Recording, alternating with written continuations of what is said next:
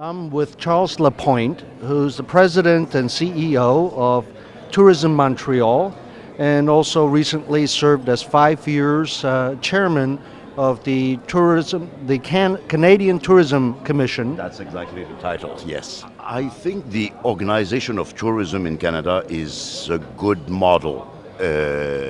I've been involved with it for more than the 5 years when I was the chair because I was on the first board, etc.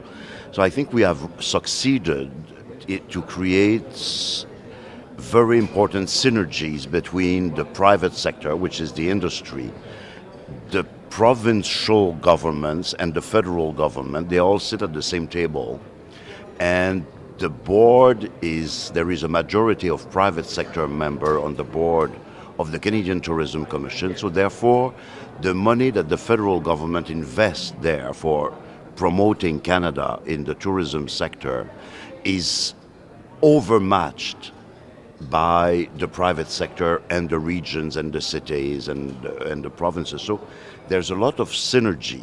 And at the Canadian level, we have decided after many market studies and all that we should concentrate our efforts.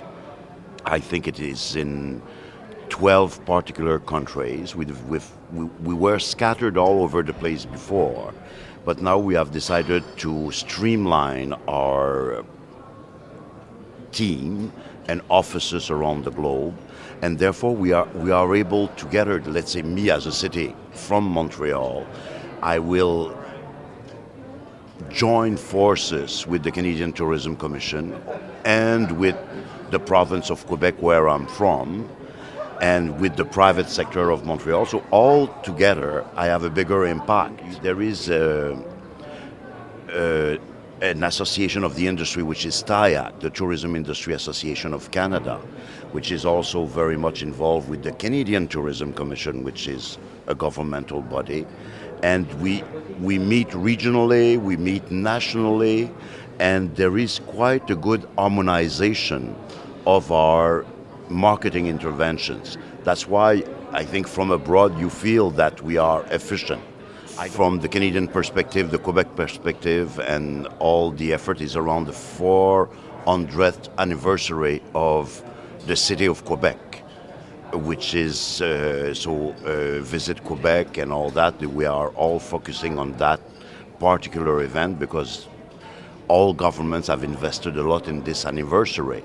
And there are major events taking place and summits and all sorts of meetings. And we are using this particular event to bring people to the province of Quebec and Canada as in general. So there is this particular attention, but there is a Quebec office in London, and there is a Canadian office in London, like there is an Ontario office, etc., etc. But at the end of the day, we're all together when we go to Spotlight Canada. And how long has it taken Canada to get to this point of collaboration? It has taken a long period of reflection, thinking, consultation. I think before the creation of the Canadian Tourism Commission, I was on a Canadian team. We worked for 3 years, specialists from the industry from all over the place, trying to define a model. We studied the BTA, we studied Maison de la France, we looked very precisely at what was going on in Australia, and we came out with a sort of a mixture of all the best practices. Conjuncturally speaking, we are facing some problems because, as you see, worldwide, North America is the region where the growth in tourism is the weakest compared to Asia or even compared to Europe.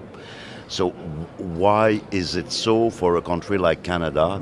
Our main problem is that the number of Americans traveling to Canada is on the decrease and has been on the decrease for the last 5 years. So our growth is slower. Of course, we try to compensate by new markets like Mexico or very well-performing markets like France and the UK, and we're opening up. I was telling you about South Korea, which is also performing well. Taiwan is performing well.